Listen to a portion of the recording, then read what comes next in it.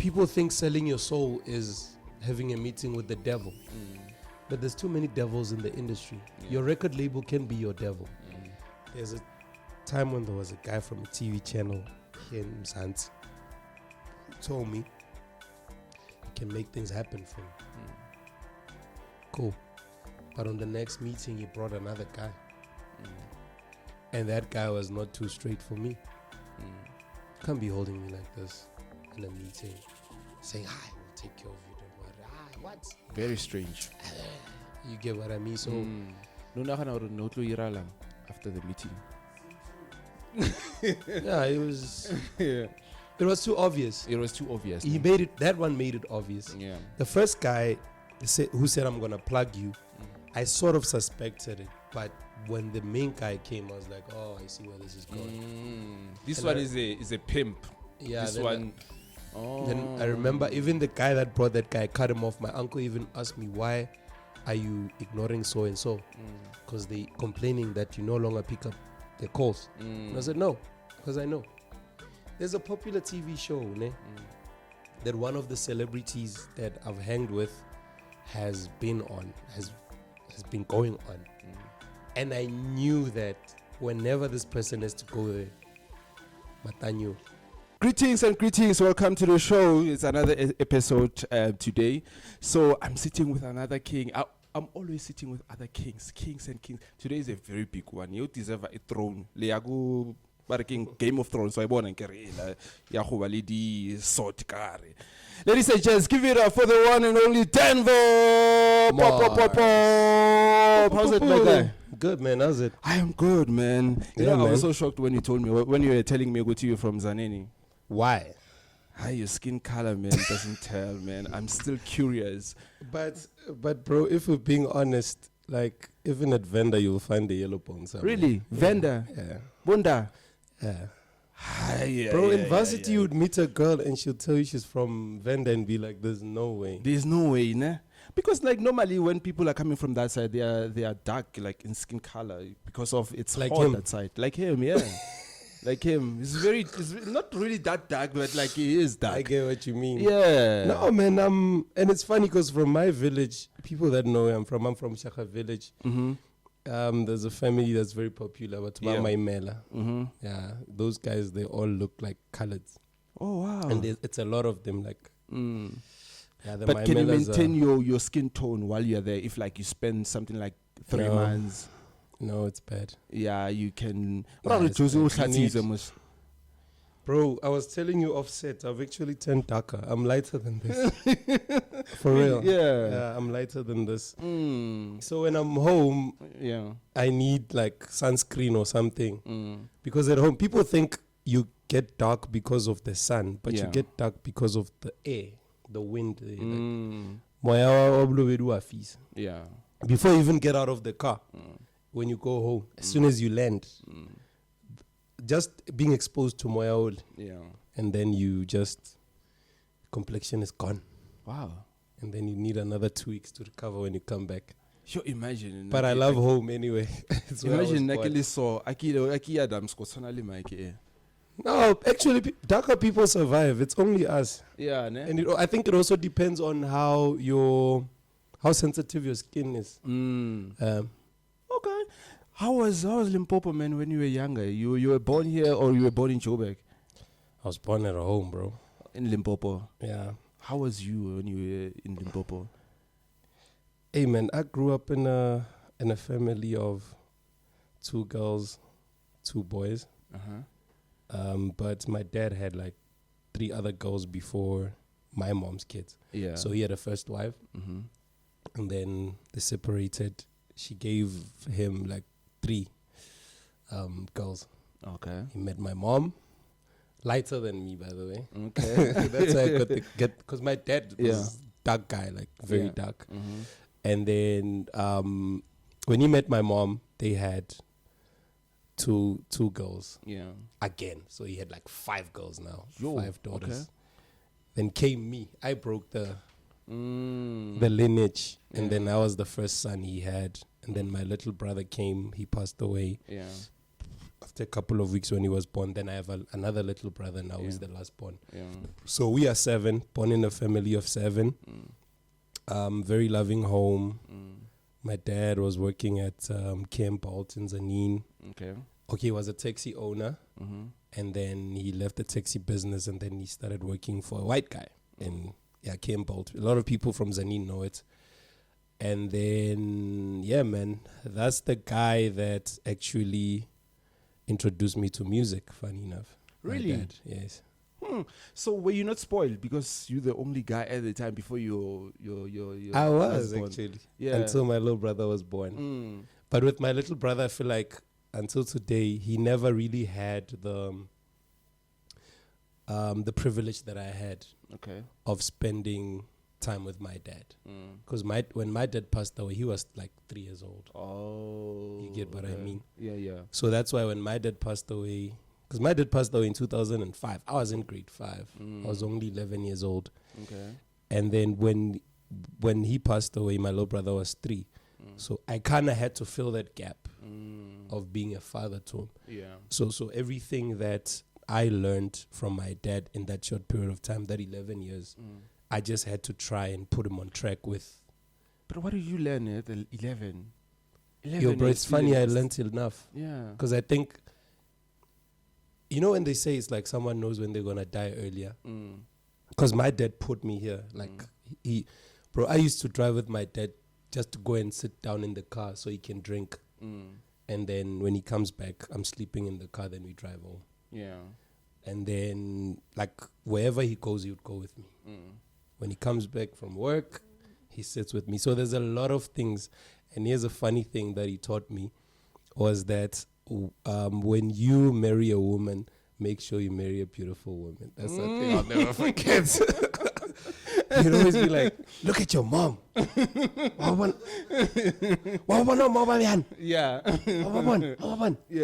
Yeah. That's one thing. Are you following on those steps? I am. You should see my daughter, bro. If you're gonna have kids, guys, make sure that you have kids. Think for your kids. When you choose a partner, think for your kids. I cannot choose that. Don't just because of Yeah. You should see my daughter, bro. So that's sort of like my background and how I grew up. Grew up amongst girls, the only guy. And you can imagine the challenges when you're reaching puberty. You don't know what it is. All of a sudden, you've got hair growing. And So you were not prep about that? No, I didn't. As much as I say he made me know life, but there are certain things that he didn't really tell me about before he died. I'm sure he would have. What was one of the biggest lessons that you say, this one my father taught me and I still remember and I'm still carrying that lesson even today? It was that you must take care of the family before you can take care of other people. That's what I live by until today. Are you taking care of your daughter? I'm taking care of my family. I'm taking care of my daughter. Yes, I live for my daughter right now. And I take care of my mom. Yeah, I make sure that she's like the first person that's happy. It's her. It's my daughter. Yeah, and the rest can follow. So how is your relationship with your other siblings at home? It's good. Yeah. Funny enough, apparently, I didn't know. So apparently at home, I'm like the peacemaker guy. Oh, really? I didn't even realize. So apparently I'm that guy that, everyone else can clash, but I'm the peaceful one. So I come with the peace. Either I resolve it or I just say, okay, this is not for me. Like I'm one person, I don't like clashes. I'm not good with, hey, bro, me and even an argument, if it can erupt now, it just makes me weak and numb, and I just feel like storming out of the room and just leave it like that. So apparently at home, I'm the guy that gets along with everyone. Yeah. My sisters, my mom, everybody, my little brother, everyone. But growing up amongst women, they clash. And then you must be the guy to step in to say, but guys, let's not do this. And. So no Sarate Stoko when you were growing up during your teen days? Stoko? because I thought we were gonna discuss my music, but because I'm just thinking, Hori, when you were still young, you're teen. I'm sure girls were just crazy about this yellow bone guy, or we're gonna fight, for this yellow bone guy. Not even, bro. It's funny how a lot until today. Yeah. Someone just looks at me and think, "Yo, Radabanyane." Like, okay, this guy, he, and I'm not like that. I'm not. So growing up, are you sure? Yeah, you can rethink again. You're allowed to. Or like grade 7. I'm not good with multitasking, bro. I'm not good with. It's never been my skill. Yeah, but growing up, obviously you're growing up. You've got crushes, yeah, boy. Yeah. I will grade 5, 6. There's that girl that you like, but you're still young and you just like her. It's a natural thing. Kwababa has always been there, bro. Yeah. Until today, I still have Kwababa. What? Yeah, it's always been there. Oh no, man! You must. No, but that doesn't mean Oragijoli. I just mean like when I say until today I've got Kwababa is in South Africa. I think South Africa is the most beautiful women ever. Yeah. And if you're gonna want to ferret all of them, you're gonna go nuts. Okay. So my Kwababa is a defense one to say, I see a beautiful woman, I admire the beauty. And then that's it. I won't even say hi. If she greets me, I'll say you're beautiful, then I'll leave. But what if like I want this one? Not just for weekend special. It's funny because for me, for me to fall for someone, it takes a lot. That's another complex topic. There must be something that stands out more than just beauty. That's what I'm trying to say, right? Yeah, but growing up, to answer your question, I had a few crushes. Then, there was a particular crush that I had for a long time for someone. Then we ended up dating. Your first girlfriend? The first love of my life, not the first girlfriend. Okay. Yeah. Okay. Yeah, okay. And then first love of your life. Yeah. And then, Do you still remember the first love of your life? You have to. No. You have to, ne? Yeah, bro. Oh. Like the only thing I think many guys... And with me, it doesn't even come from a bad place or from any other place. It's just to say, you must admit, there's a woman, the first woman that I really loved and I really wanted to marry. Every guy's got someone who they feel like, this is the woman I thought I was going to marry. Yeah. Hey, now I don't remember. Amnesia, maybe it's... it's not amnesia. Use a man. Many guys, let me tell you the truth. The only thing they remember is the body count. I smashed this one and that one and that one and that one. Oh, yeah. Yeah. So small boys do that. Oh, small boys, they do that. Real men don't do that. Okay. Now I was about to ask you that, so I don't know whether should I ask you or not. You can ask. What is your body count? I don't know. You don't know, ne? Yeah, but it's not. Is it long or short? It's very short. Oh, okay. All right. Yeah, now let's talk about real stuff now. You're disappointed. You thought I've got like 50. No, not even. I know. No, but it's not a lot, bro. It's not a lot. No? And I'm proud to say it on camera. Yeah. It's not a lot. Yeah. I don't have too many exes also. Nah. Sure. And most people know my relationships have always been public. Oh. It's only recently now that I just choose to not make it public. Yeah, because I noticed that there's always a backlash when there's a breakup. And like if you're going to put your stuff out there to say we're dating, even when you break up, you still have to come back. So I'm avoiding that to say, Okay. But that love of my life situation that I told you about, no offense to who I'm with right now, I'm just going to put it there to say that was public. Yeah. People know about it anyway, that was public, and then it just didn't work. Samarata, ne? No. Okay. No. What happened? Shit happened. Shit happened, ne? Like any other relationship. So you don't want to go into details to tell us what happened? No, man. I mean, she's not worth my airtime. I respect her, but she's not worth. Besides, I've dated other people after her also. That's like No, I agree. And she was the love of your life. Yeah, that was the first. It's not like I'm saying any other person that came after her wasn't. She was the first.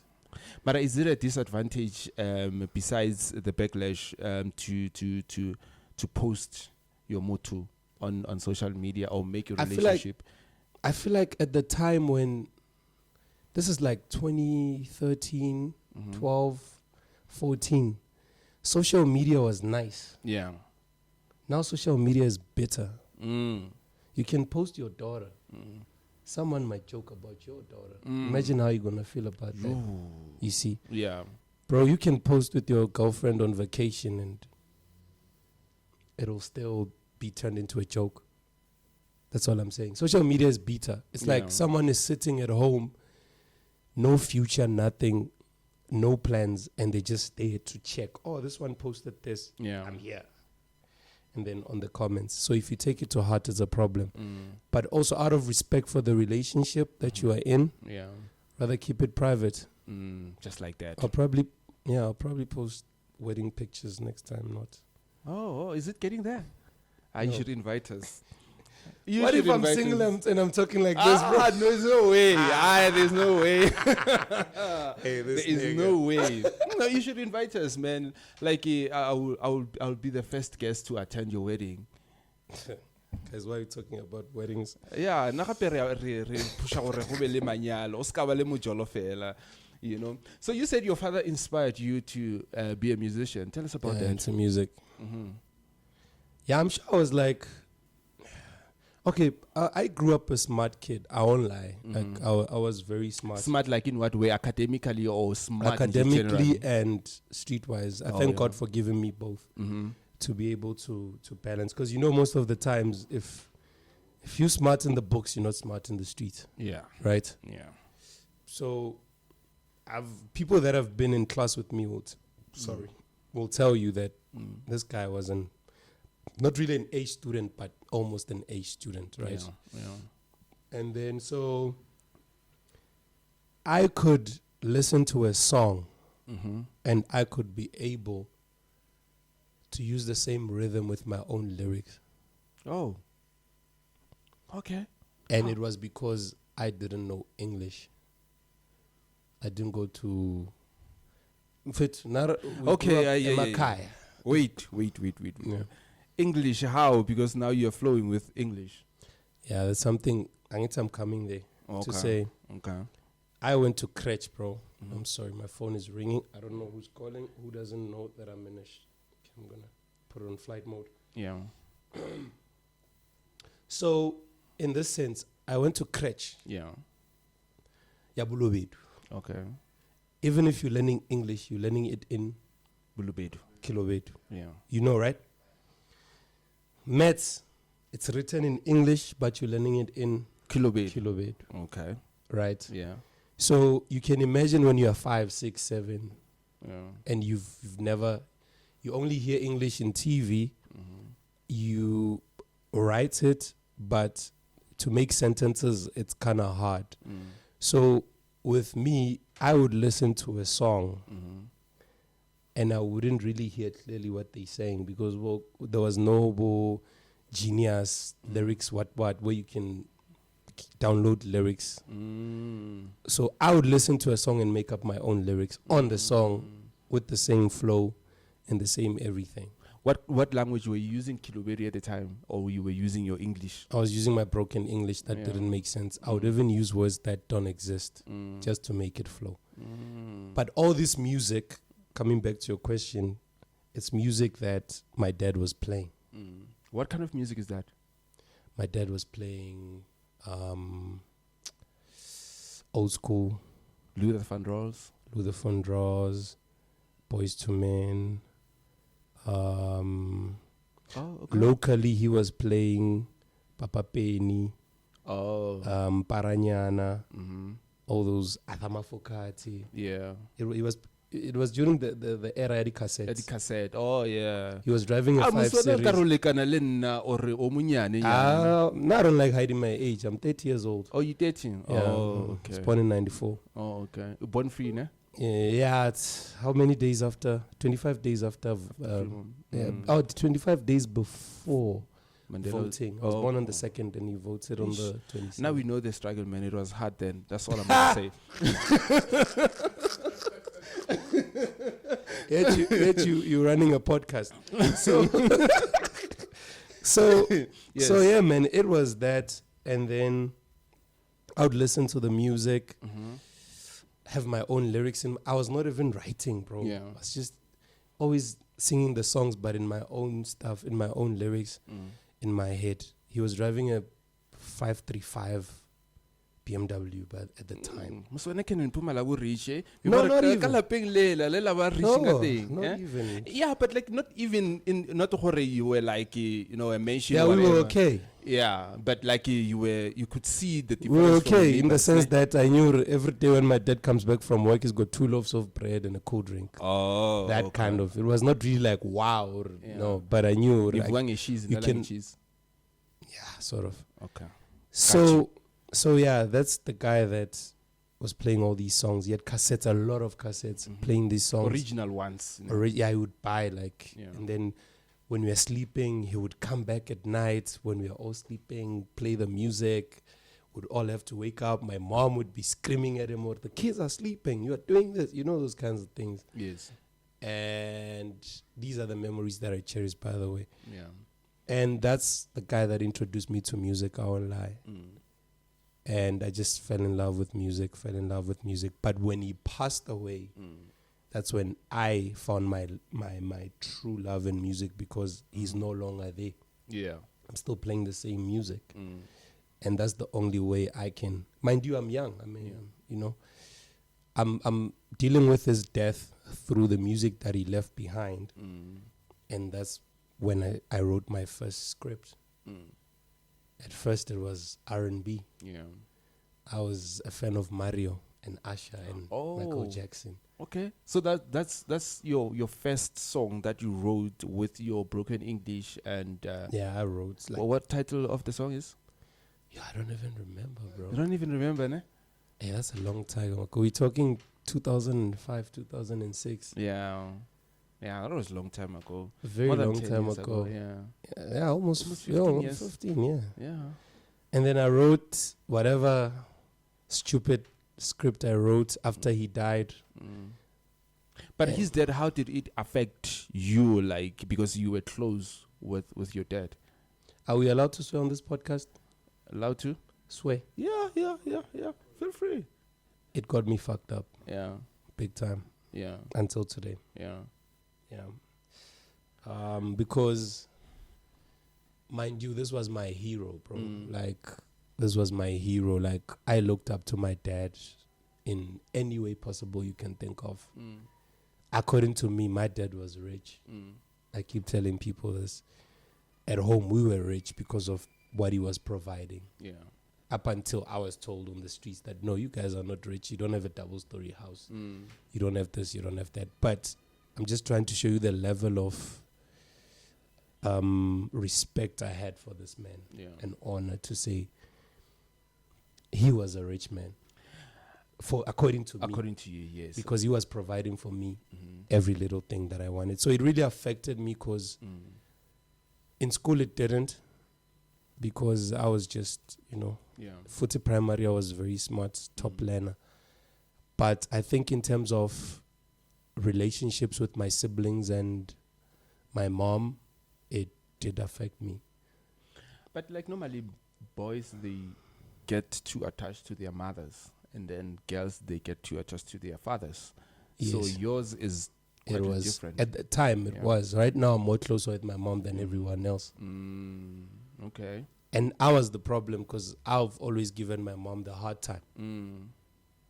It's only when shit really hit the fan that my mom was there. Yeah. That I was like, okay, Tsepo, you need to build a relationship with this woman. This is your mother. Because whenever everyone looked the other way, my siblings, she was always right here. Yeah. But that's a topic for another day. Yes. Yeah, but I'm just Back to saying. music, yeah. Yeah, man. I wrote my first script after he passed away. That's when my cousin Lenny introduced me to gangster music. Gangster music. Yeah. So, Harubela Gangster, what kind of music is that? Your NWA, Ice Cube, yeah. Dr. Dre, Snoop Dogg. Oh, okay. It's more like hip hop, no? Yeah, that's the real hip hop gangster rap. Okay.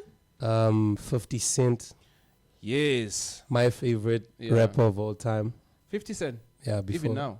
Oh, yeah, okay. even now, yeah. Still. That's the guy that inspired me to rap. Yeah. Like, yeah. And then Tupac. What about him? Pac was a different era because he came before.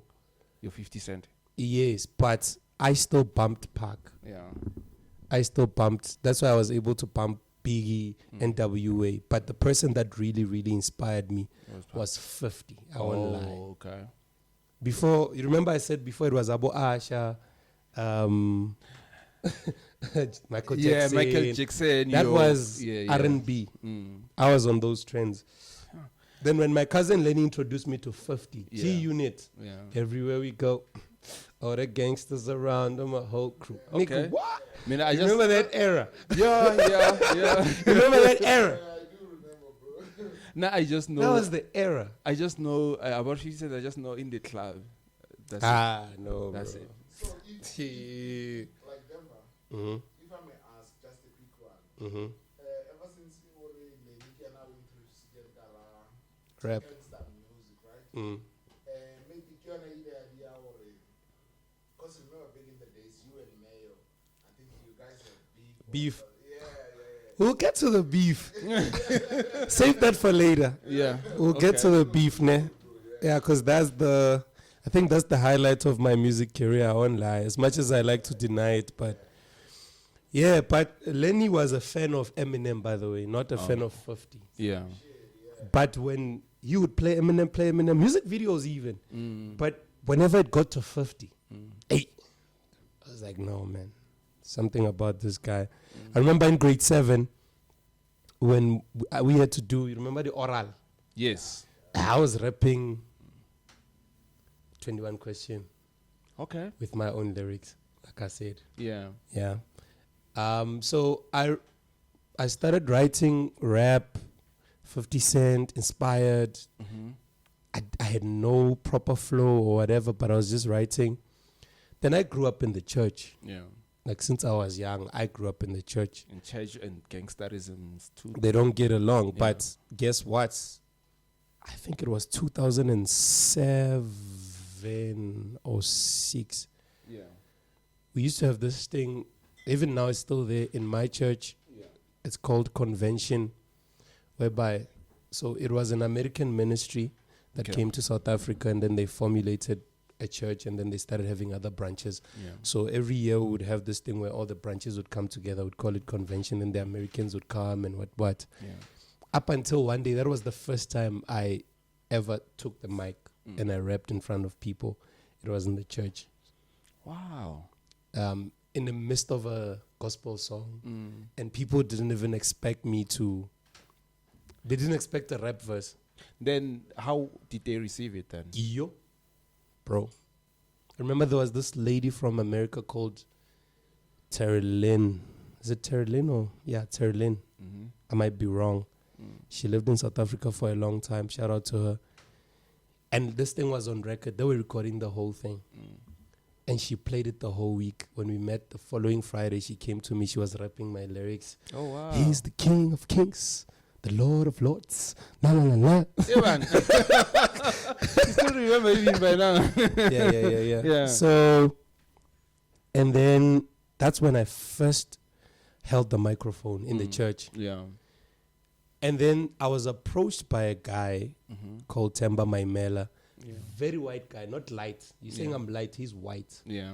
Eminem look-alike. If I show you his picture now and Eminem's picture, same guy. And then he approached me in the church and he said, bro, we're starting this thing. It's a crew. It's called RWP. Yeah. It's him and Selby. Selby was my first manager ever. Yeah. We started How this old? Wait, before you go there, now, how old were you at the time? probably 12. 12. Mm. Wow. Okay. Probably 12. Bro, I've been pushing music since 2006. Sure. I recorded my first song in 2009. Yo. Yo, you were too young, man. You remind me of those Zambia and Sawawa. Yeah. So Okay. he approached me and he's like, "Hey, bro, we're starting this thing. It's a crew, and we need you to be the guy that's leading the crew." Mm-hmm. I was probably the youngest because Kapa, you know Kapa, the comedian. Kapa was in the crew. Kapa is older than me. Mm-hmm. Yes, Kapa he's just short, but he's older than me. Who else was there?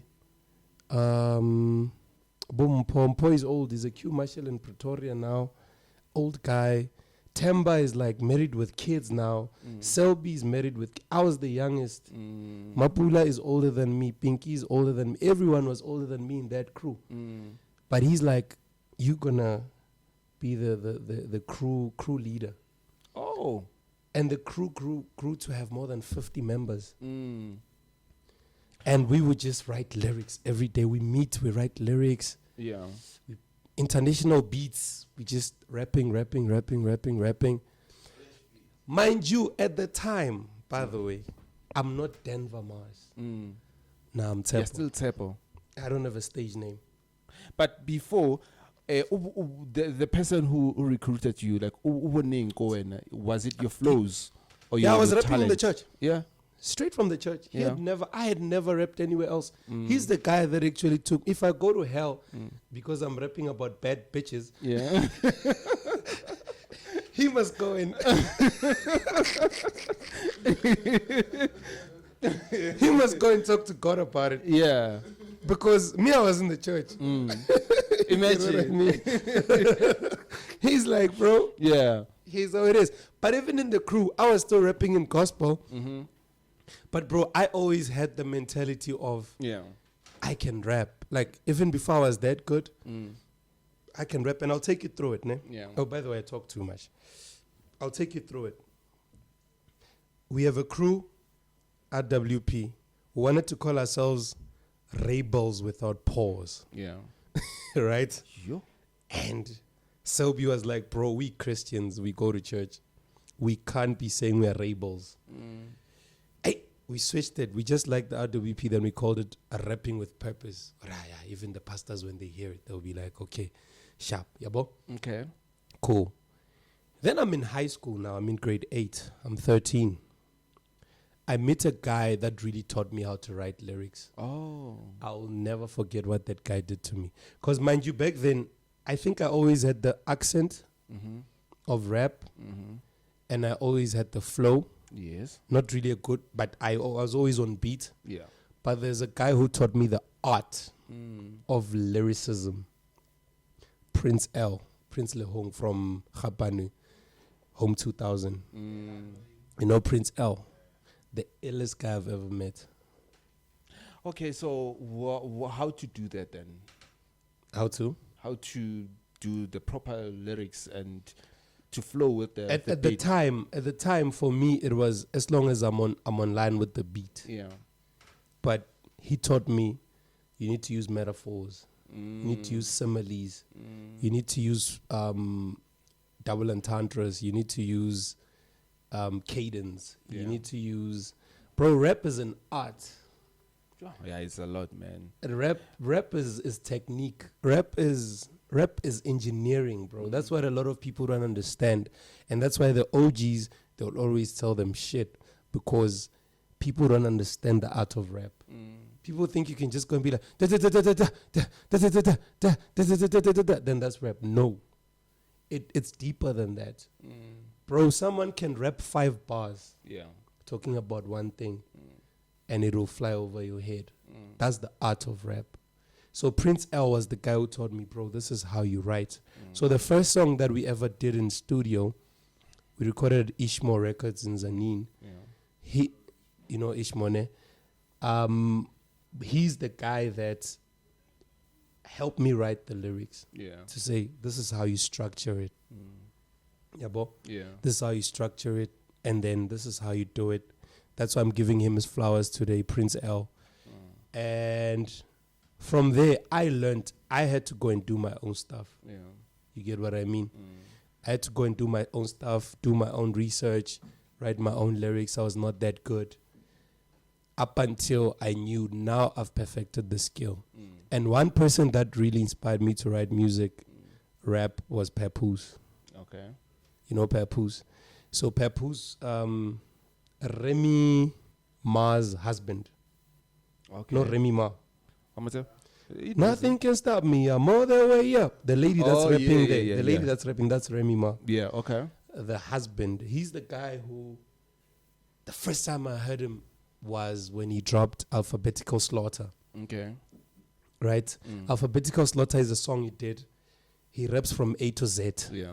You say A, and he raps A. Everything he says has an A. Wow. It's a sentence with an A. It's got nothing else on it. B. It's like saying, what did he say? Assassins at large, allegedly, automatic artillery, angrily graze and aggressively. Those are like A's, A's, Yeah, A's, yeah, A's, yeah. A's, A's. Oh, wow. B's, B's. Yeah, that guy was good. Helicopter hijacking. You know, those kinds of things. When I heard that guy, Yeah. Yeah. I went and I digged his music. I found out he's got more than 30 mixtapes. Then I started playing them. That's the guy that inspired me to really rap. Like, Yeah. I want to rap like this guy. I even forgot about 50 Cent. We're focusing on Focusing rapping. on rapping now. Yeah, yeah. Right? Even the guy that was teaching me how to write, Yeah. Prince, was laughing at me like, hey, bro, you really obsessed with this nigga. I'm like, yeah, bro, I got to rap like Were this you guy. dreaming about anything else at the time when you were still at high school? Because high school is a stage where now you're thinking about universities and all that. Were you thinking of, maybe I can be a scientist, nyana, maybe I can be a supply chain, what? Funny enough, I've always wanted to be a psychologist. Okay. And when I got to Wits, I followed a path that's got psychology. Yeah. So funny enough, I've like I said, I was always street smart and book smart. So I always found the balance in between. Yeah. Yeah. So yeah, man, Papoose came through sharp. I'm listening to Pap. I'm writing like Pap. I'm sounding like Pap. Yeah. When he jumps on a beat, I want to jump on it. And then the guy that took me out of the church to say, let's rap on the streets, Yeah. found a job in Joburg. Left. Sure. The guy the manager, You're still in Selby. Limpopo now. Yeah, I'm still home, bro. Still home. Okay. Now I grew up at home. That's what I was telling you. And I grew up at home. Everything. It's just I was living in my own world. Yeah. Yeah. Selby leaves also. They older. I mean, 88, 87. Yeah. Now they're starting to have girlfriends, kids, what. They left, right? So I'm left at home with a bunch of people. I don't know what to do with them. Yeah. Then they started leaving one by one. I was only left with Kapa. Sure. Kapa, the comedian, The comedian. in the crew. It was Kapa. It was Mapula, Froggy, shout out. It was Pinky, shout out. And then Masilu Yeyo stayed also. Oh, I'm sorry. Before Selby left, it was, everyone else left. It was us recording at Selby's place. Oh, sorry. Before everyone else just disappeared. Yeah. So, sorry to cut you short. Between the ladies that you just mentioned, who's Alona? Oh, Alona is my sister. She comes at her later. She comes later, yeah. She's still dope. She's still recording music. Yeah, Alona is my artist. She's my sister. That's my artist, bro. Wherever I go, Alona will go. I'll never drop a project without Alona in it. I've never, and I'll never do that. She's very good, yeah. But I'll tell you the story about Alona also. But we're recording at Selby. That's when we recorded book God Reigns and what. Selby also left. Remember God Reigns? That used to be my favorite. With Lamentations. There's a crazy story about that song. It was raining. We forced ourselves to enter the rain to go and record it. Yeah. What? Yeah. Selby also left. So when Selby left, it's me and Kapa. We're still pushing this thing. 2011 came. Yeah. When 2011 came, that's when I met Smith. My nigga. My nigga. At the time now you are grown now. Yeah, it's 2011. Yeah. No, 2011. No, I was still in high school, bro. Oh, okay. 2011, I was in grade 11. Yeah. Yeah. Smith, yes. I'm coming to that chapter now, right? So I met Smith, and I met Smith through Kapa. And I'll say this on record. I'm forever grateful for Kapa for letting me meet Smith. Because until today, that's my brother. Like, it's beyond music. It's I don't know. I don't even know how to put it. I even have a song that I dedicated to Smith. It's called Let Smith Down. He probably knows it. Yeah. That's my brother, because I met Smith at a time where I think I was ready to give up. But at the same time, I just met this lady. Now she was singing, and she was just giving me inspiration to want to do it. But I didn't know how to do it without Selby and everyone else, because you know that thing, the dependency syndrome of if DanVer is not here, we can't shoot the podcast. Yes. You get what I mean? Yes. Then you end up believing ukuthi vele it's like that. Injalo vele. Yeah. So at the time I'm with Kapa, I meet Smith, and then we met at Amkwasele. He knows it. We had Amkwasele. There's a fruit shop there. I'm with Kapa. He's like, no, I want you to meet this guy, bro. He's called JSD. I'm like, JSD, I think I've heard him. Because I was in the same class, le Madome Rabtat, the guy who runs Delight. And Madome is like family with Smith. So in grade 10, Madome used to play like this guy JSD's song, right? Saying, hi, we are family. So now I finally have to meet this guy, but he comes with a different name. It's Smith. Yeah. Even at the time, it was Mr. Smith. Okay. Right? Yeah, I yeah. meet Mr. Smith. Cool.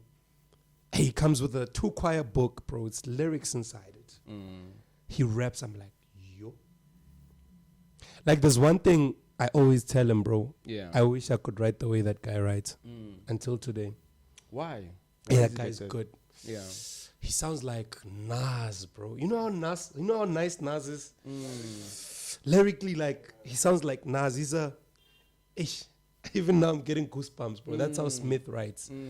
So I'm listening to him. He's going. I'm like, sure. Aye. And mind you, this guy, how old is Smith? Yo, he's like probably 5 years older than me. Okay. But I've always been that guy who says, even if you're 10 years older than me, I want to rap more than you. Like, I want to... I've always been that guy. Like, I think I'm more like GMI. You know when GMI Venus was still part of Ill? He was like 13, and those guys were, Boma, 16, 17. Yeah. And that boy was good. So I was also like that, like, yo, hey, Smith is good. Then he features me on a song, Smile. We do that song with Kapa in it. Until I was like, Smith, bro, we need to work. Let's start a crew. Smith is like, okay. He'll tell you this one day, but he's told it before. Yeah. I'm the guy who convinced Smith to rap. He was just writing. But for him to say, I can be a rapper and go and record, I'm the guy who was pushing him to say, Smith, you got to do this. And you know what's crazy? Yeah. I'm the guy who forced him to rap, but he was killing me on every song. Yo, imagine. Imagine. Every song I knew, Smith is going to kill me, right? And then that's how HD came about. The High Definition crew. Yeah. We had... That's when Alona came in the picture, right?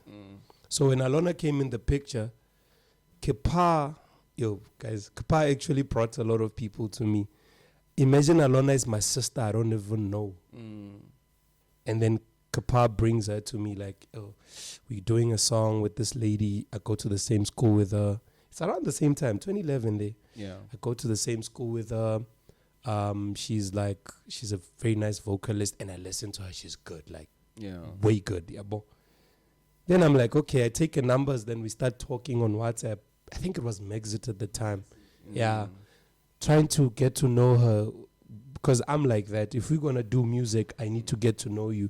If you're a female, not that we have to date, but I just need to know your story before we go into the studio. That's how chemistry comes about. Okay. Then out of nowhere, she asked me, what's your surname? And I tell her, I'm like, Make. It's like Make. I'm like, yeah. She's like, do you know Mutu? Oh, so. I'm like, yes, that's my uncle from my dad's side. You know this? She's like, hey, when I'm your sister. Yo, imagine. Then I asked my mom. My mom's like, yes. Yo, that's your sister. And I don't know such a... I didn't know. Damn. I didn't know. So imagine if I had hots for her, for example. So now your career is elevating, is getting there, is promising. What changed from home when you're still there and when you moved to Joburg? I'm gonna come to that because I feel like it's a journey, right? Yes, it is. Yeah, it is a journey. So, and I like how we started it because we know we don't have to go back to other things yet. Yeah. So we signed Alona into our label also. We're signing other people and whatnot. And that's how HD came about. Yeah. One of the best crews in Bolobedu, like that have ever done it. Who were rapping in English that people have never heard. Bolobedu, like rapping like that. They were not criticizing you. No. Yeah. there was no room to criticize, man. Yeah.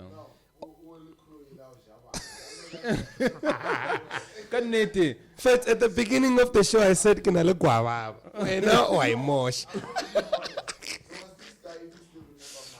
Yeah.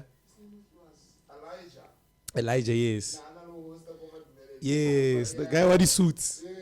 And we would come through there, tripping and.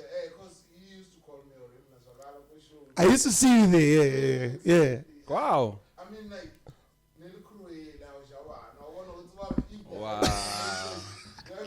wow. No.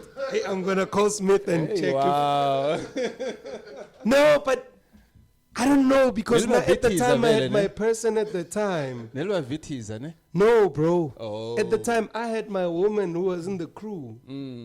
So I had no room to ujabana. Yeah, ne? Maybe bana maybe never mpatla, but no, bro. Like no, because if you can check members, Kara crew here, the only guy here local made the target and shit. Yeah. I don't want to lie. I know, yeah. He's right. Like, Yeah. you don't know Mr. Smith, who's this other guy? But the guys who was like on top, it was Mars, so we should do so. Yeah. Yeah, I was like the Beyonce of the crew, sort of. Oh, okay. Yeah, but at the time I didn't see it. Now when I look at it, You can see it. I was like the highlight guy to say, oh, that light skin tall guy is here. You get what I mean? Yeah. And then, yeah, that's how the beef also came about because a lot of jealousy arose from that. And that beef is probably the biggest beef Bolobedu has ever seen and will probably never ever see. So never see. We need that beef back. No, there's... Like, hip hop is dead. But what you guys were you beefing about? Were you beefing about who's Beyonce, who's... Nah, bro. I don't know what was happening. I'll tell you what was happening. I'll tell you what was happening. But also... We want to hear that. Yeah. The beef. I'll tell you a funny story before I go into the beef. When I dropped Let It Burn, right? I That said is your first song. it's the last single I ever dropped in my music career. Okay. And I dropped it in lockdown. I haven't dropped music Since ever then. since. It's just been features and whatnot. I took a break actually from music. Okay. But I've got albums. I'm sure I've got 4 albums that I haven't dropped. Wow. Yeah. But I've just stopped dropping. I've stopped. Like, you can't find me anywhere. I wanted to be a ghost. But we'll get into that also. The beef. Yeah, the beef. When I dropped Let It Burn during lockdown, it was lockdown 2020. 2020. 2020, eh? Yeah. No, 2019, life was still normal. 2020 towards the end, when I dropped Let It Burn, Oh, yes. Yeah. SABC came to my door Okay. to shoot an interview like this. Oh, really? Wow. Okay. But when we were speaking, and I spoke about the beef, they cut everything, and they said, we need to shoot a documentary regarding the beef. Okay. We had to go and look for Mayo. Yeah. Because it was big, bro. We were, yeah. It's the biggest, after Casper and AKA in South Africa, that's the biggest. It's just we are in Limpopo, bro. Man, you're not telling me the real beef. I want to know from the beginning, what is the beef all about? Yeah, okay, let's. No, I just needed to put that out to Yeah. say, before I explain to you how big that beef was. So the beef was like this, bro. At the time, when I was recording at Ishmo, right? Yeah. Mayo and Slash Yeah. were also recording at the same studio. Okay. This is the guy I was beefing with, by the way, Mayo. It's Mayo. Yeah, Okay. Lil Mayo. So we were cool. Like when I started performing the first ever time, Mayo was also performing there. First time I'm in studio in town, Mayo was there. Like that was supposed to be my brother, Yeah. right? How? All these years we performing sharp. Then came that time he's talking about whereby Madumilin they're hosting and what. I'm always that guy pulling up with the hot hand, the yellow bone and whatnot. And then niggas started being jealous of that. And then, cool. I didn't know about what exactly is the problem, right? Yeah. Then this other particular day, there was a show in Molopin, right? Amaoso, who were performing there. I was beefing with Thug I'm Business. worried about your mic. It's singing as fat as how. Yeah. Oh, Yeah, they don't see me. Yeah. Yeah. Oh, Okay. so we there, Mulopini. I had beef with Thug Business before Mayo, by Yeah. the way. Yeah, but that one was just pure lyrical. Like there was no personal vendettas. Nah, I was just saying I can rap better than you, and that's it. That particular day when we were coming from that show, I remember I was dissing Thug Business from stage. So, rest in peace to Mao. So he had organized transport for us, and then we are in the same transport. I'm with my girl that I was dating at the time. Yeah. Mayo is also in the same bus. So they drop me first. And then he stays in the bus. They're going to drop her after. Yeah. I remember she was going to sleep at her cousin's place. And then Mayo went on to her, knowing very well that she's my girl. Yeah. And he started approaching her. Okay. And then she said no. Right? Then she told me about it. I didn't do anything about it. When I met him the following time, I still treated him the same way I treated him the last time. Because I'm a nigga like that. You know? I can know you're a snake, but Okay. I'll just keep my grass cut so I can see you all the time. But I won't kill you. So he saw, okay. So him approaching and her saying no kind of grew hate in him. Ukuthi Kante, what's so special about this DanVer guy? You are special, bro. You are special. Yeah, but at the time I didn't see that. Like, what's special about this nigga? Yeah. Like, what is it that he has that I don't have? He raps, I raps. I mean, he performs, they scream, and then I perform, they scream. You know? Then there was a particular competition that they hosted. It was hosted by Elijah, I think. Ne? Yeah. I was there. We on stage, we performing, we killed it. That's when Mayo had already started with their vernac. So Mayo switched from rapping in English to vernac. Yes. So they had switched now to vernac. Yeah. Rapping in vernac. I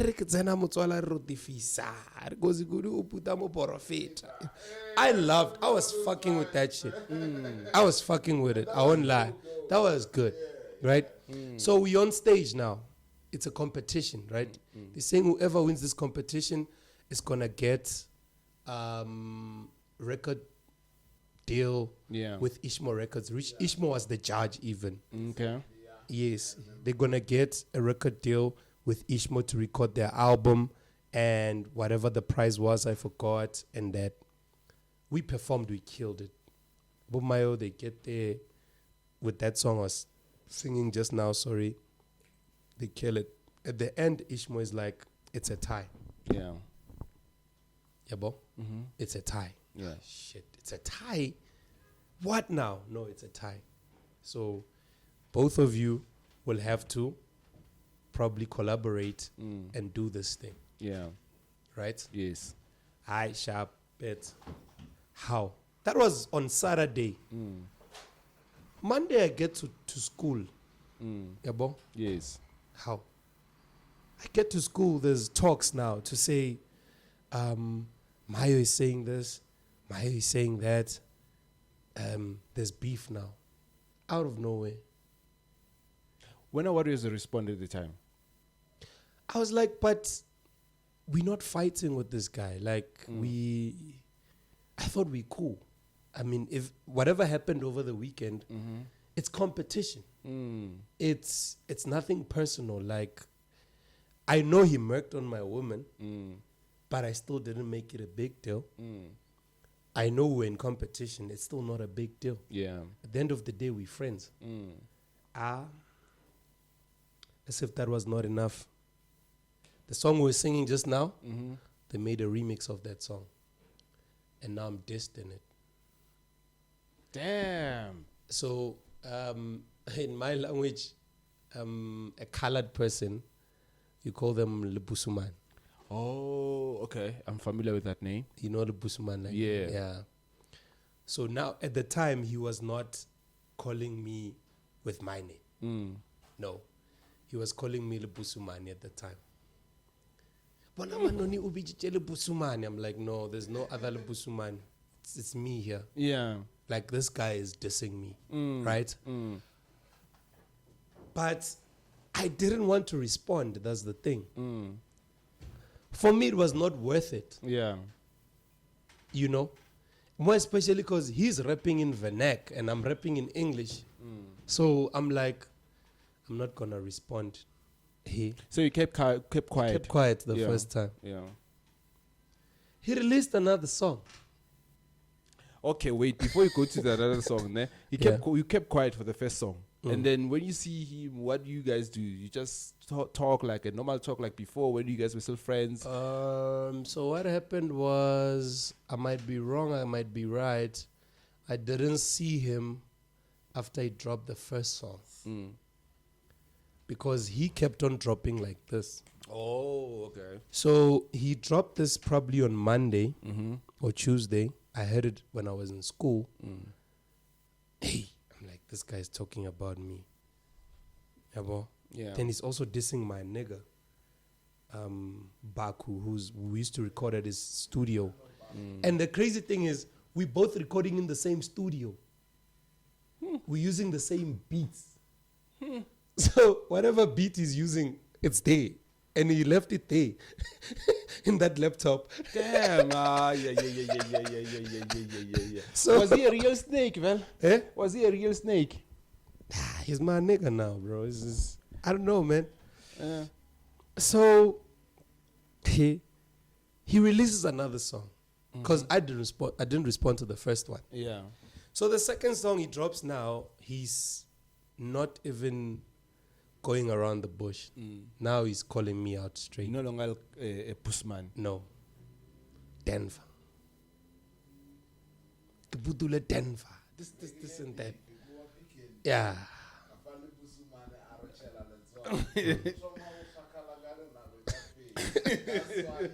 Ushishela mabai. I still remember those lines, bro.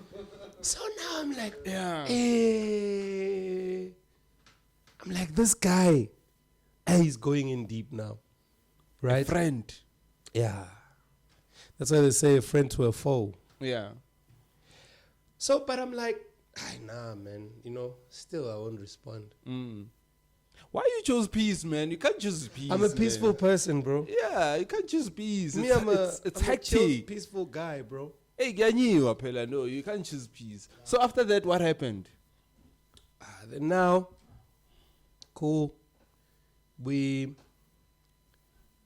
My girl comes back from school. She's like, yo. Oh, by the way, he dissed her also. Your girlfriend. That's how it got personal. Yeah. He dissed her also. Sure. And called her by name. Her name on the ID. You. With me, it's DanVer, I mean, it's fine, bro. Like, it's a stage name. But he called her by her name on her ID. Damn it. And I was still not phased. Because I'm one person, I think, I don't do stuff based on emotions. That's my thing, right? Yeah. But she comes back from school. She's like, hey, bro, they're laughing at me. You've got to do something. See? So that everyone can understand. And exactly. He's dissing in our home language. So I'm like, no, man. I'm not going to respond. She's like, you have to. I'm like, Pella, if I have to respond, I must respond in vernac. She's like, yeah, you can, right? I'm like, I can write music in any language. If I wake up in China tomorrow, I can write a song in Chinese. Guess what? I went in studio. That was the song that they dropped, ne? They didn't drop any other one. The other ones dropped after, right? Yeah, he dropped that one, and that one was too deep. So, went in studio. Mind you, we record in the same studio. So, we use the same beat. All I did, man, I didn't want to work hard. I would just go in the studio, go into the same project that he recorded on, remove the vocals, record my own vocals on it. You guys used to diss each other. On the same beat. On the same beat, yeah. I'm the one who was doing that because I felt like he's not worth me going to dig a new beat. Yeah. Just and nah. He was not worth. What kind for of me? what kind of response did you You, do at the time? you, police came, bro. Police came. Remember, Police came. Dude. You're serious, man. Dude, I failed my grade 11 because police were looking for my ass, bro. I didn't write. Dude, I couldn't walk on the streets freely, bro. Okay, why police were looking for you? What happened? I'll get to that. Hey, that guy was funny. So, so we go to studio on Friday. This is the first response we're doing. We take the very song.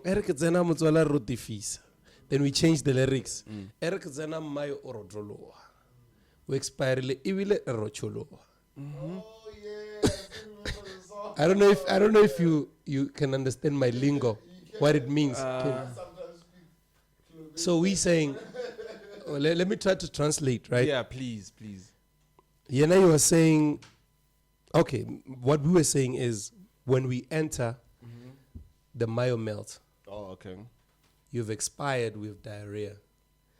Oh, Right? That was the first response yeah. that we did. So during the time, there was no data file host, no Spotify, nothing. When we record a song, it was Bluetooth. And funny enough, Bluetooth was moving quicker than Spotify now. Yes. I remember we recorded that song on a Friday. Someone took that song from studio and left with it in their phone. Yeah. By the time they got to Shotong, where he stays, more than 10 people already had the song. Mayo also already heard the song. Yeah. He walked from Shotong to Mukwasele just to come and find us in studio so he can mur us. Why mooring now? Because we told me the Lempi. When we left Baku's place, where we were recording, when we went out of the door, we met Mayo. I was with my clique. Because he was dissing me with a crew. I also called my own crew to diss him also. So when I was walking with the guys out, we found him outside and he became physical. Started mooring us. Plus he was high on some weed, I don't know. He moored us, bro. Ran away. Sharp. And Sunday, there's a show at his hometown in Shotong. And I'm booked for it. I must go and perform there. I went and I performed. I'm performing my own songs, English songs, no diss songs. When Maya goes on stage, he's performing all the diss tracks. Yeah, I still remember I was there. Performing all the diss tracks.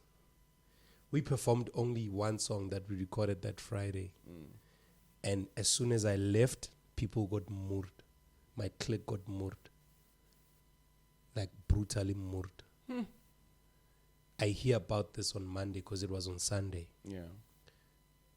Now it was a norm. Wherever we perform, my clique is going to get moored or his clique is going to... We were fighting every show backstage. We are fighting, bro.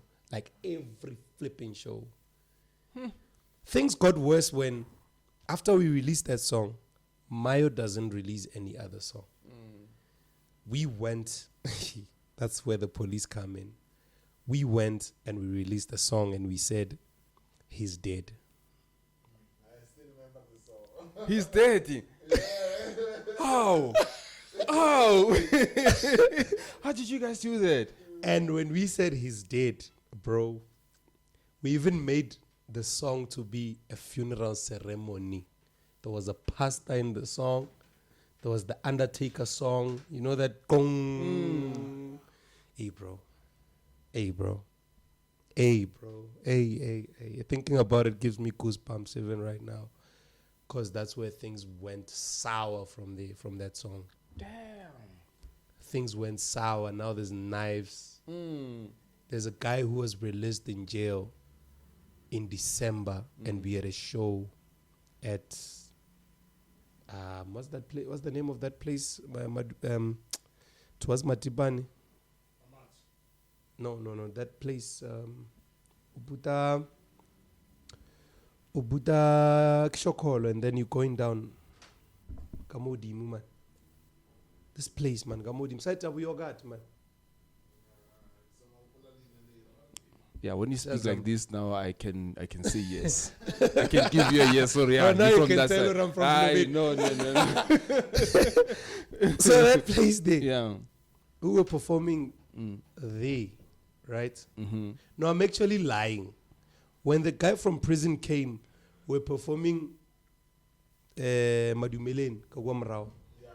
One of the baby Yeah, there was a show there. That day we got murdered, bro. Sure. By this guy from jail with scars everywhere. So this my guy hired that guy to murder you.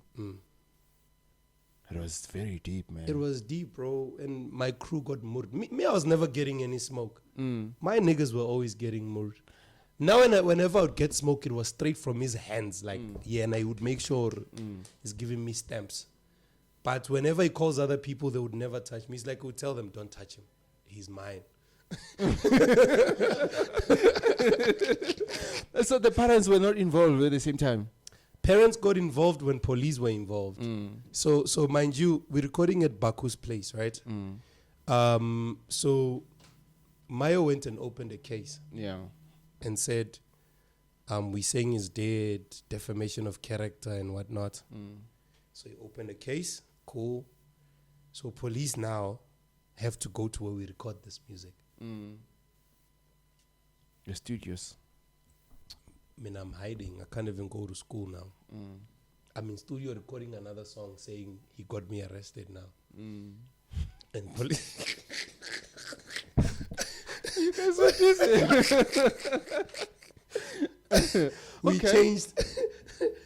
We even changed studios. Now we went from recording at Baku's place to Smith's place in the Randavel. When we're in the Randavel, even if police come, they won't think we're in the Randavel. Yeah. Yeah, now we're recording such songs. Police go to Baku's place. They like, there's a case. You guys, you dissed this guy. He opened the case. He's saying he's dead and he's not dead. So we have to arrest you. I was not there. Baku was there. His mom was there. And then the mom was like, hey, you know,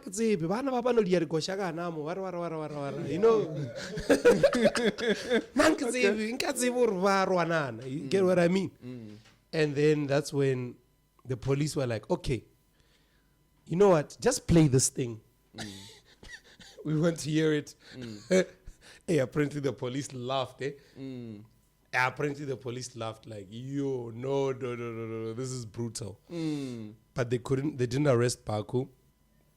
They were looking for us because they were like, who's the main guy? I'm the main guy, right? They were looking for me, couldn't find. I don't know what happened with that case because something tells me someone was like, you get what I mean? Yeah. Then Who came with this idea of killing him while he's alive? it's me. And I have a corona there. Out of all things, man, you just think of death. Like, what was going on? Dude, I told you, I was listening to gangster music. Yeah. My inspiration on these songs came from gangster music, right? Yeah. So you can only imagine what I could do if I want to destroy someone. Yeah. I've never lost in a beef. Fuck business will tell you. Yeah. I battled the whole crew alone Yeah. and I won. That was in 2010 or 11. 16 June. Yeah. We had a show at Shotong Community Hall. I dissed the whole crew. I was battling them live. And that's how the beef ended. To say, he won this guy. Because imagine 3 guys dissing me alone. So even on that one, there was no way I was going to lose. So I strategized it to say, for me to win, I must do this. So now the beef got out of hand. Now there's Nkabis involved. Now there's police involved. Now it's like, bro, it was a lot. Up until my brother ended it. My brother Aubrey ended that beef. Yeah. How did he end the beef? So it was 16 December. We were at, I'm looking for that place, man. Yeah, I am. Mborome. Is it Mborome? There was an event at Mborome.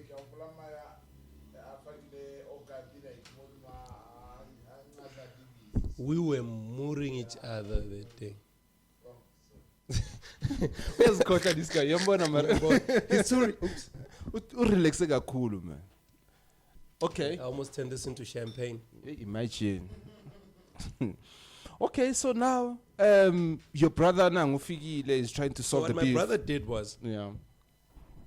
hey, my brother Aubrey's fucked up, by the way. Yo, that guy, until today, he's fucked up. Like, Yeah. So at the time, my brother's like, hey, bro, I saw Mayo smoking weed.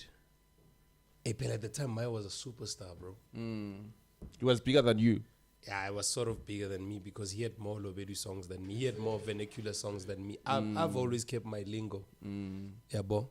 Because for me, it's always been about, I don't only want to blow up in Bulobedu. I want to blow up outside of Bulobedu. Okay. Right?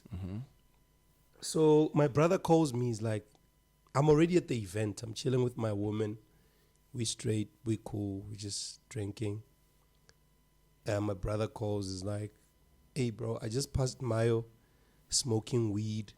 He had an okapi on him. And I'm thinking he's coming there. Right? So I'm going to be around. If he starts something, because he doesn't know.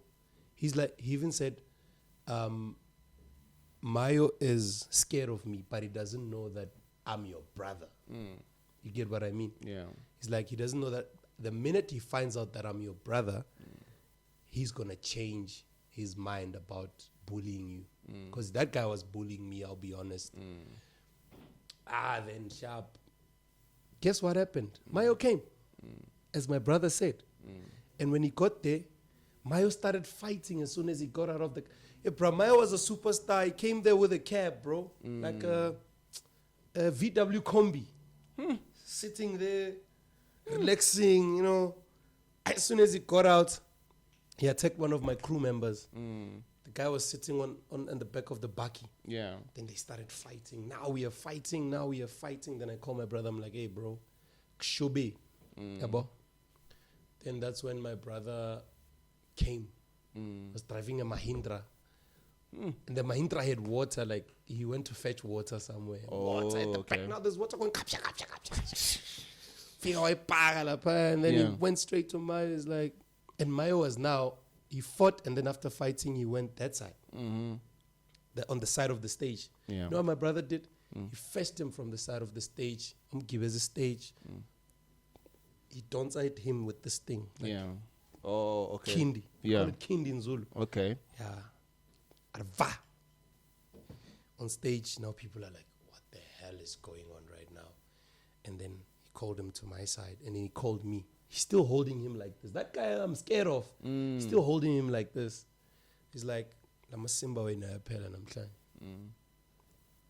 I'm trouble na fela nas. Mayo, stop bullying my brother.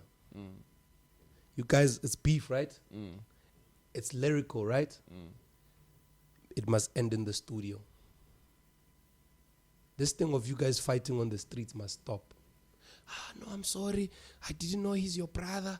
If I had known, I would have never laid my eyes on him. I mean, my hands on him. This is like, yes. Now you know. Don't ever do it. No, gahle, you know what's the problem, bruh? I wouldn't be beating up this kid. But the problem is, when I diss them, ngiyabakwara. But when they diss me, they talk real facts. Because I would do my research.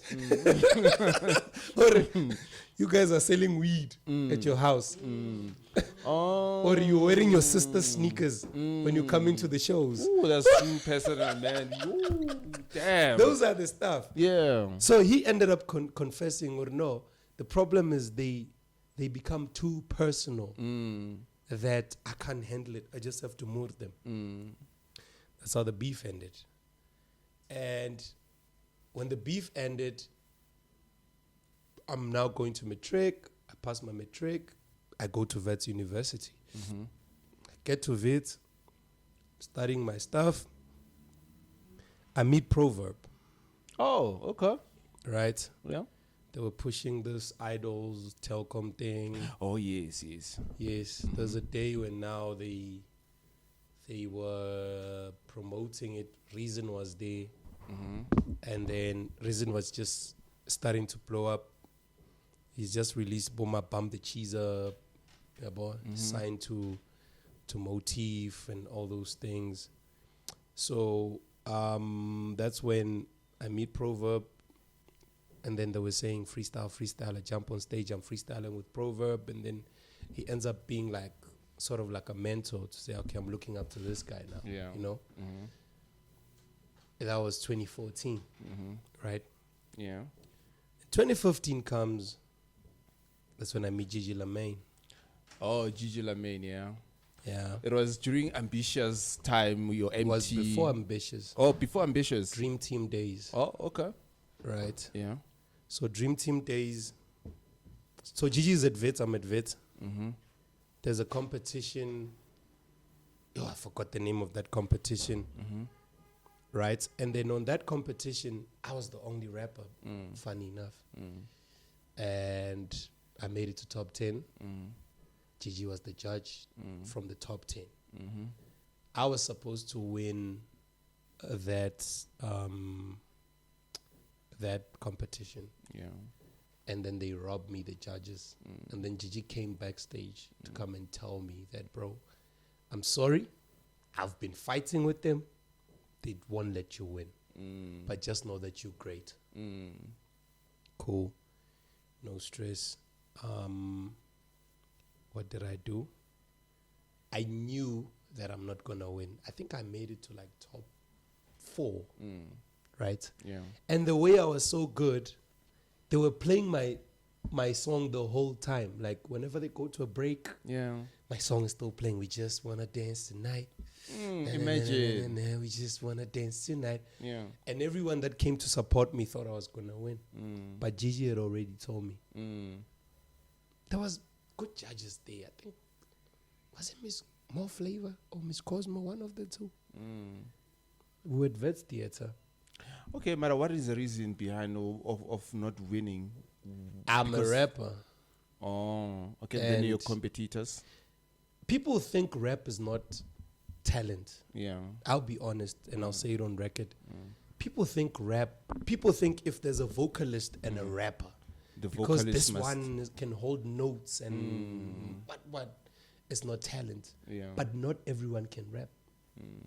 Bro, you should listen to Madlera Dope Boy. No one can rap like Madlera in the whole world. Why we still have that mentality or a rap? It's not a talent. You can just take a mic and say whatever you want to say and leave it like that. Because people think anyone can do it, but until they try it, and you're like, no. It's not. That's for why everyone. the best rappers in the world are special ones. No one will ever replace Pac. Oh yes, true. That's talent. Yeah. So why don't you think there can be another Pac somewhere in the corner who can say, I can do this? You know? So that's what happened. And when it happened, I was like, it's fine, I'm used to it, right? If there's vocalists Yeah. and you are the only rapper, they won't take you. Yeah. It's sort of like you have your own competition on the side. They have their own competition amongst themselves. So would say they're singing one. So when if they make you win, it's like, yeah, he only won because he was the only one doing something different. I don't know. Yeah. But I kind of looked at it that way. Funny enough, Gigi had just released Ice Cream. Oh yeah. Yeah. Yeah. Abantanga nabo puti nabo scheme. Cele Ice Cream. Yeah. I remember that song. And then I think she wanted to put me on the remix because I remember after that whole thing, during the week I commented on her status Yeah. on Facebook because I followed her that night. I like that's when I started to respect her. Like, okay, Yeah. cool. And then I followed her. Then I'd comment on her stuff. Then the other day she's like, hey, when I've been looking for you. Yabo. Something like that. I'm like, no, I'm here. She's like, give me your numbers. I gave her numbers. Cool. I don't know what happened because she was still under Dream Team. And I think Kuli was also on the Dream Team. Okay. Kuli Chana. Yeah. I'm not sure. I could be wrong. And then that's when Remix came. I was not there. Or maybe she didn't want to put me on the remix. I don't know. I'm just... maybe I'm lying. You know? Yeah, you'll never know. You never know. But she did reach out to say, Yeah. give me your numbers. Yeah. Ice Cream Remix came about. She never contacted me. Kanti. 2016. Now she's signed to Mabala. Before Ambitious. Oh, okay. The second record label. So now star, see? She signed to Mabala Noise. She released the album called Genesis. I had a mixtape called Genesis Yeah. that sold 9,000 copies in the streets. Yeah. Hard copies. She just released an album called Genesis. She's doing a tour. Yeah. I'm there. Focalistic is there. And a couple of other guys, right? Yeah. Fighting. Like there was a competition to be on the tour. Yeah, then that's when I met Focalistic. On No the shoot. label. No label that is signing you now. No, she was under Mabala. Yeah. We wanted to go on tour with her. Right? So there was this competition of who's going to win it and go on tour with Gigi and what. And they ended up taking a lot of guys Yeah. instead of just one. Yeah. Right. So we there. Vuzu Amp, interviews, what. South African Hip Hop Awards, nominees, event. We accompany her there. She's nominated. Hey, Brian, there was a lot going on. And then MTV Base giving us interviews on the side. And cool, that was around the time, right? That's the Gigi chapter. Because I'm just going to give you highlights of artists in that order. Like that because I'm not waiting for you to say which artists have you encountered or what. Right? Okay. That's why I said, Mina, my story is simple. It's a journey. You can even write a book about it. Yeah. Okay. We closed the Gigi chapter in the sense that her DJ right? Vera, the DJ, who has been a DJ for a long time. Yeah. When they broke up, I don't know what happened. She decided to come and work with me. So now I've got Gigi's DJ as my DJ, female DJ. Yeah. And we were fucking up Bramfontein, bro, like nobody's business. Wow. I want a Bramfontein. Yeah. Yeah, I remember the time I even saw you. I remember the time I even saw you go Mandoza. As a birthday or something. Yeah, I'm gonna come to that also. So Okay. we were messing up Bramfontein. 2015, 16, 17. Me and Vera, the DJ. Bro, you would never host at Ricardo's without DanVer Mars. Yeah. You'd never host at Banista Hotel in the basement without DanVer Mars. You'd never host at Orion Hotel. All these places are in Bramfontein. There was a by Mandela Bridge, man. There was this place here. Cospoto. Okay. Cospoto next to Audi. Next to Audi there. We were, we were fucking it up. Yeah. And I had met this guy called Flex Audio Native. He's from Zanin also. Good guy. That guy really put me on, bro. Yeah. With shows, he really put me on. Like, he put me to places where I never thought I could be. I always give him his flowers. Then we met him also. Good guy. Cool. Then there was a time when I went to Freedom Naturena Okay. for a charity show. I was with Provo, my producer, right? Provo is the guy who produces my music, like, since day one. Yeah. The mixtape I'm talking about, he produced it from track 1 until the end. Okay. I go with Provo. I'm called by Akon Lamaf. You should have Akon Lamaf, by the way. I Yeah. recommend, yeah. Superstar from home also. Okay. I'm called by Akon Lamaf. We go to that show. Hey, can't I'm gonna steal that show. After I stole the show, I was approached by a guy called Tepo also, Okay. who's like, hey bro, when you're on stage, you reminded me of my brother. Okay. I'm like, oh really? He's like, yeah. I've got a brother, his name is Kevin, and he's the guy who's now managing Mandoza, Shoza, Pitch Black, Bravo, and them. Really? I mean, I thought it's just talk. You know, you meet guys and they just all talk. Yeah. It's like when you were on stage, you reminded me of him, like you are like his twin or something. Yeah. Guy takes my numbers, gives to that guy. I receive a call during the week. I'm in my room. I was still staying at Carlton Center, just outside. Get a call from this guy. He speaks American English, bro. Like, hey, doggy. He was calling me doggy. Hey, doggy. You good, doggy? Let's meet each other during the week, you know? I'm like, oh, okay, cool. And we went to meet at Southgate by the McDonald's there. Yeah. And that guy, bro, he's still alive. And I wish one day we can cross paths again, because he's the guy who plugged me to a lot of things. Kevin Taupani. We go to McDonald's, right? This guy gets there, he's like, where's the manager? And then I'm scared. I'm like, even the waitresses and everyone is scared. They think maybe they did something wrong. Yeah, but he talks to the manager on the side, then he comes and he sits down. Then I'm just eating. We're busy speaking the whole day. At the end of the day, you know what he said to me? He's like, you see all the food that you ate here? I'm like, yeah. He's like, I'm not paying for any of it. Okay. When I was speaking to the manager, I was negotiating for us to sit here the whole day and not pay, because I told him Mandoza is going to come later on. Shoza is going to come later on. Everyone is going to come later on.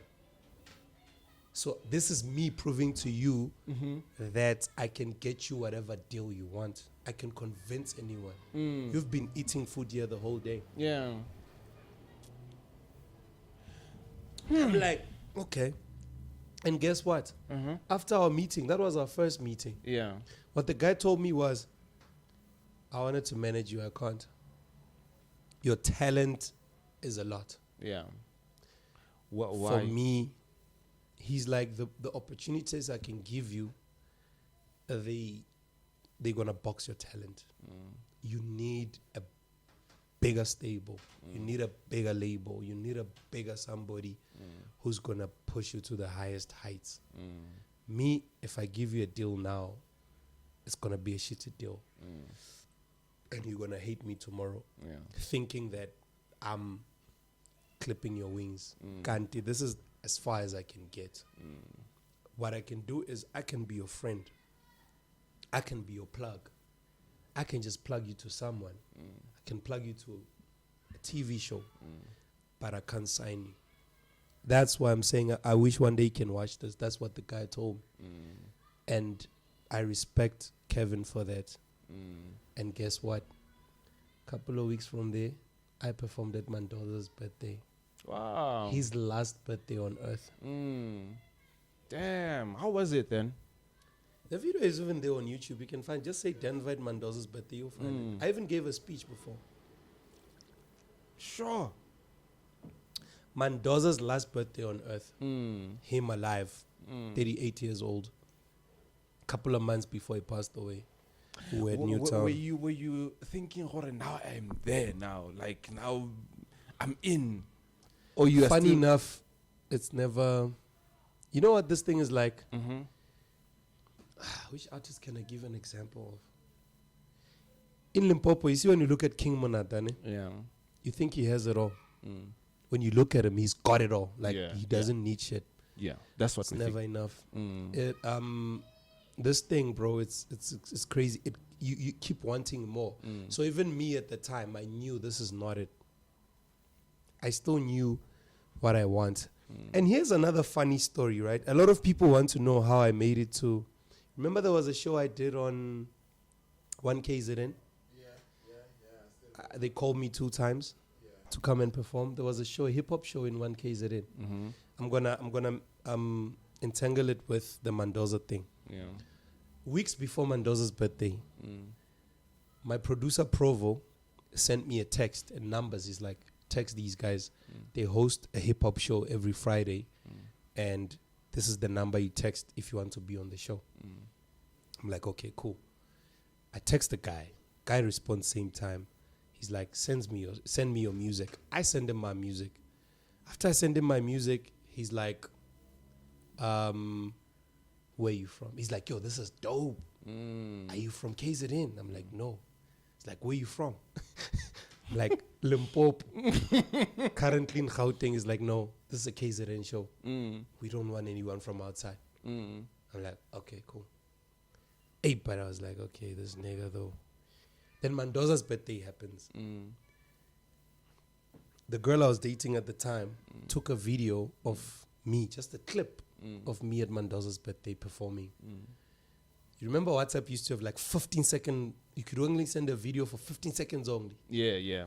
I sent him that 15 seconds clip, that guy. The very same guy who said, hey. It's for KZN people. Sent it to him on a Monday. Mandoza's birthday was on Sunday. Sent it to him on a Monday. He's like, next week Monday, come, let's shoot.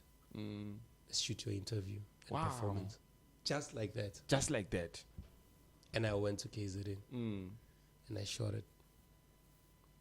So why did you took break? Because you mentioned how you took break. Your last single was in, you made it, you said you in 2020 lockdown. Yes.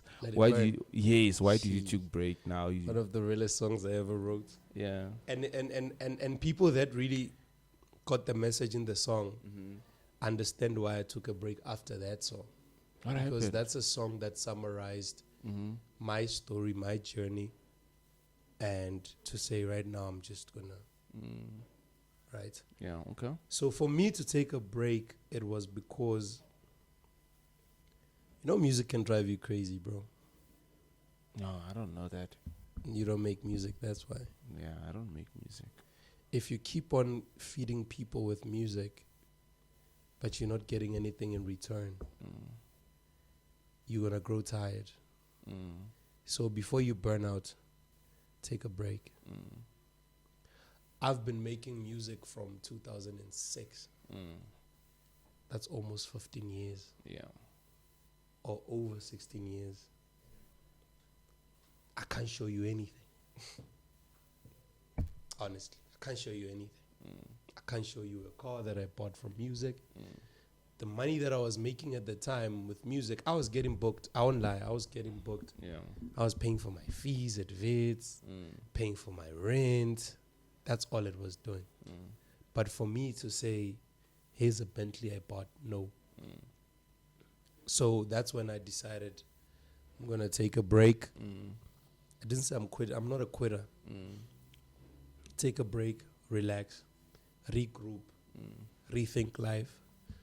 And I focused more on my daughter, on just being a father, living a normal life. Because I kind of felt like I was losing myself, if I'm being honest. So I kind of felt like I'm losing myself. I no longer live for myself. I no longer do stuff that please me. It's always about what's the media going to say? What are they going to say? What are they going to write? And now there's podcasts. The other day I was thinking about it. I was like, I'm glad when podcasts really boomed, I was no longer that much in the spotlight. Because I was going to get grilled. Because it's like, they always look at every little thing that you do. So I took that decision, bro. And, McEasy, when he sees me, he tells me shit. Yeah. You know McEasy? Oh, okay. Very the last time I saw McEasy was 16 June and he told me shit. McEasy wanted to drag me from Madlisa Sunday to go to studio and record. Then I ran away, I disappeared. Because he was telling me shit the whole night to say, bro, you need to come back. The game needs you. What, are you planning to come back? I'm back. You back? For the fact that I'm doing the podcast. Shout out. For the fact that I'm doing the podcast. Okay, but like, is it true, Guti, on your industry, your entertainment industry, you have to come to a hotel room for you to be plugged? You know, then that's where you will be the popular person. Is that true? Yeah, there's hey, bro, our industry is too dark. That's what I'm saying. You end up losing yourself. Yeah. So I saw where I was heading, and I decided. People think selling your soul is having a meeting with the devil, but there's too many devils in the industry. Yeah. Your record label can be your devil. You get what I mean? Yeah. So there was a time when there's a guy. I won't say which channel because he's gonna say, "Oh, he's exposing me." There's a time when there was a guy from a TV channel here in Mzansi who told me he can make things happen for me. Cool. But on the next meeting, he brought another guy. And that guy was not too straight for me. Can't be holding me like this in a meeting, saying, I will take care of you, don't worry. What? Very strange. You get what I mean? So those are the kinds of things that a lot of people fall for, and a lot of people do it. After the meeting. Yeah, it was. It was too obvious. It was too obvious. He made it. That one made it obvious. Yeah. The first guy who said, "I'm gonna plug you," I sort of suspected it, but when the main guy came, I was like, "Oh, I see where this is going." This and one is a pimp. Yeah. This one. Then I remember even the guy that brought that guy cut him off. My uncle even asked me, why are you ignoring so and so? Because they complaining that you no longer pick up their calls. And I said, no, because I know. There's a popular TV show that one of the celebrities that I've hanged with has been on, has been going on. And I knew that whenever this person has to go there, Matanyul. Oh! Justice. So these are the kinds of things that that will make you hate the industry. That's what I'm saying. People think selling your soul is now they call it what? Small room, what? Yeah. People think that's that.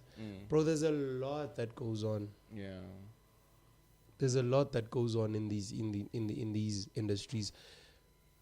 I remember there was a time when Uncle Sean Pages, when Sean Pages was like, he posted on his thing like, Ambitious is signing. After I had performed on his last album, what's the name of Sean Pages' last album? From Alex with Love. I performed there, right? Yeah. And after I performed, because what Flex did, the same guy I was talking about from Zanin, Flex Audio Native, he made sure that I'm before Sean Pages. I'm opening for him, sort of. And then when Sean Pages was supposed to perform his album for the first time, he didn't perform it. He came to my chair where I was sitting with a bottle of Hennessy. I was sitting with Isaac Mangen. And then instead of going on stage to perform, he sat down with me. He wanted to get to know me. Then I started following him on Twitter. I'd always talk to him. Then until a particular day, he posted this ambitious thing. And he's like, 200 grand. Get it? I'm like, sign a record deal for 200 grand. Okay, 200 grand a year, and I don't understand that part. You're getting like signing fee. You're getting signed for 200 grand. Yeah. Okay, so you told her 200 grand. Yeah. What are you gonna do? 200 grand. I can buy an iPhone and a MacBook and a TV and a couch and it's finished. Yeah, no, it's little. Or I can go to Sumo. Advance, right? Yeah. You still need to pay that 200 back. Dude. Oh, it works like that, can Yeah. Oh, okay. Oh, let me school you then. This is how labels work, right? If they say your deal is worth 5 million, it means every spending is within that 5 million. Oh. Right? Yeah. So if it's within that 5 million means, for example, where you stay, the food you eat, clothes you wear, the producers you're gonna bring in studio, the studio time, the features, the music videos, everything is within that 5 million. Once you start selling the music, once the music is out, before you start getting paid, you must pay back that 5 million first. Mind you, it's not profit. It's only the 5 million that you got. How much is the profit also that they need to get as a label? Yeah, it's a lot of money. And then after you've paid it back and they've got their profit, then you can get your share. Sure. I like this game, you see? So whatever they give you Yeah. until they make that money back, it's another loan, sort of. So whether you're working to service the debt. Yeah. And it data con I paid. You're a slave. Like you in Jalovel, it's like that. Shit. So why was it difficult for you to touch talento and then, move on with your life and live like any other artist who did it? I probably wouldn't be alive today. Yeah. Or have probably committed suicide. You get what I mean? Yeah. I could have probably committed suicide, or I could be in drugs. It's not like people just want to wake up and become drug addicts and drink, sip lean, and you're trying to escape from the reality of I'm a slave. Blacka is taking everything, and I must sit down and face him every day. You get what I mean? So, and this is my advice to anyone out there who wants to sign to a record label, to say, I'm not saying don't do it. Know what you're doing. Get yourself into something that you know. I know what I'm doing. I know what I'm doing. Don't come back tomorrow and cry. Yeah. Because in a contract, there's gray areas. And most people that complain today about the contracts they signed is because it's the heat of the moment, you happy. Yeah. You are in studio, it's vibes. It's the same with Split. People always saying, yeah, Maporisa is rocking us and what. Why were there no paperwork at the beginning? Why was there no paperwork? Yeah. You only want to talk about paperwork when the song is on the streets already. It's already in the streets. Meaning, I'm a Split, we are done. We're no longer talking Splits now. Yeah. But when you're in studio, it's the heat of the moment. You're starstruck. You're sitting here. There's Maporisa here. There's Kabza here. There's Banbani here. You just agree to everything. That's the problem.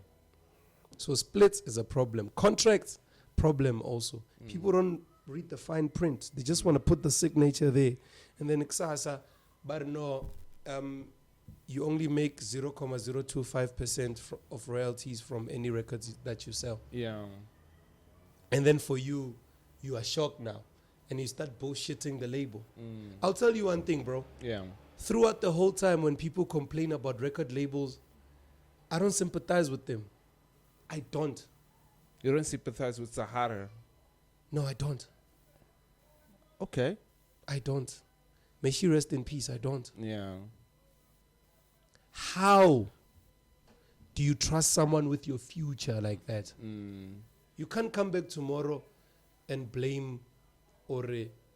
Yeah, Sbu was my brother, and then he did it. You can't trust anyone with your future. You must read your own He's stuff. a businessman on the other side. It's business at the end of music is a business thing. Like, we are human, yes, and I feel for her and I feel for everyone else, MT and them, but it's business. Yeah. Okay. Where do you want to see yourself from now? Right now. Yeah. Hey, I'm gone, bro. Take off. I'll take off. Yeah. Do you Yeah, think, I think- we're still going to do some more interviews like this one while you are away? Yeah. Okay. He'll That tell would you be I'm nice. the most humble guy, bro. Really? Yeah, I can tell. But like, only go US, like, you're like, I can't go and sit with black man. Come on. No, man. Yeah. I'm the most humble guy. The first, this is the second podcast I'm doing. The first podcast I did, I told them straight, they have no following. They've like, yabo. Yeah, I told them. I even told them, I'm like, guys, you thought I was not going to come? I'm here. We showed it somewhere in Tembisa, and I'm like, you thought I was not going to come? Yeah. I am. Let's do it. Because no make you like Yeah, true. why am I speaking so much Zulu? Make you like I'm Kwano. Yeah. That's nice. Make G started like Yeah. G started like that. Yeah. Make G started like that. So you'll never know where you're gonna end up. So now I never look at something at the beginning and say it won't go anywhere. So it's the same as the other day I posted on my status of the features that I did, which is sort of like the verses that I've wasted on people's songs. Okay. I'll come with some fire verse. Yeah. Guys, let me not discredit anyone, but yo, I mean, we are out of time. Eh? yeah, I know we've been going Yeah, at we've it. been. Yo. We've been. It's 2 hours now. Yo, I mean, we've been talking. Because I said, anyway, I did say I talk a lot. yeah, you do. What are you busy with at the moment? I'm sure you're cooking a lot of music, eh? Yeah, I've got a lot of music, so I've got 4 projects Yeah. that I've never dropped. When are they coming? Next year. Next year. It's Okay. too late now. Yeah. I'll drop next year in April because I'm not in a rush. Yeah. I'm chilled. I'm relaxing. The documentary I spoke about also, Yes. it hasn't dropped since lockdown. Yeah. It's going to drop on SABC. I'm sure somewhere next year because they haven't said anything yet. Yeah. I've got a brand coming up. Oh, okay. Something that you're not thinking of. Yeah. Yeah, I'm moving into skincare products now. Yeah, so I'm coming up with my own skincare product. King kispachuchu. What is pachuchu? Yeah, you went to go to a yellow pone. No. Can you bow type Oh, of just because I'm yellow pone. No, I'm just you know. No. Oh, okay. No, Oh, it's it's- just proper stuff. Your face wash, Oh. your pimple removal stuff. You're Your supposed acne. to bring the samples. You're supposed to come with No, the it's samples. something that's in the works. Oh, okay. Not yet finalized. Yeah, Okay. something that's in the works. Okay. I'm still. Hey, I'm a Yeah, busy man, eh? I'm an engineer lately, like a chemical engineer. Like I'm in the Oh. lab Okay. with the Interesting. real engineers. Yeah. Yeah. Trying to mix, okay, if we can mix this fragrance yeah. with this acid and this cream together, what can they do to the skin? And so that's something you should look forward to Yeah. also. It's coming up also. Yeah. Hey, okay. Give me a free promo, thank you. Yeah. but once everything is now I'll bring it. Yeah, you should bring it. I'll bring it. Maybe Maybe advertiser it, yabona? yeah. Yeah. Anyway, man, Yeah. let's close it. Where people can get hold of you, bookings and all that. I'm on all social media platforms. Yeah. On Facebook is Denver Mars. Yeah. On Twitter is Denver Mars. Mm-hmm. Instagram Denver Mars. I'm also on WhatsApp. So if you DM me, I'll give you my WhatsApp number if you're talking real business. Okay. And then, yeah, you can have me on your show. Bookings? Bookings, I won't give them. DMs? Yeah, DM. Oh. Because I don't have a manager. Oh, you don't have? No, everything that I mentioned on this podcast, by the way, that I could do, I did it on my own. Okay. No manager, nothing. It was Yeah. just, actually, I did it with my talent. Yeah. I'd go to a show, do something, get called for another show because of what I did. Yeah. That's it. So even now, you won't reach someone, but he's my manager. No, you find me directly. Yeah. And then we will just talk from there. Man, shout out for coming, man. Thanks a lot, man. Thanks for having me. Yeah, it was absolutely amazing, eh? Make sure you like and subscribe. Let's meet on the next episode. Sharp, sharp, off it. Boom.